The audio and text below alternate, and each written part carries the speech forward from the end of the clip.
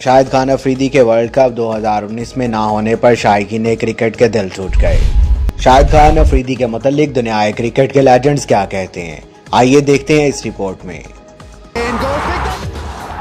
Boom boom के लिए मारूफ cricketers ने कई मारूफ जुमले कहे, मगर शोहरत सबसे ज्यादा स्टीव वॉ की कमेंट्स को मिली। स्टीव वॉ ने एक बार कहा था कि मुझे एक शाहिद अफरीदी और 10 लकड़ी के टुकड़े दे दें, मैं आपको वर्ल्ड कप जीत कर दे दूंगा। क्रिस गेल कहते हैं कि वो शाहिद अफरीदी को एक ओवर में 6 छक्के लगा सकते हैं, मगर वो ये भी जानते हैं कि जब शाहिद अफरीदी मुझे 10 छक्के लगाएगा तो क्राउड का रिस्पॉन्स देखने वाला होगा। सचिन तेंदुलकर कहते हैं कि शाहिद अफरीदी हमारे लिए आग हैं।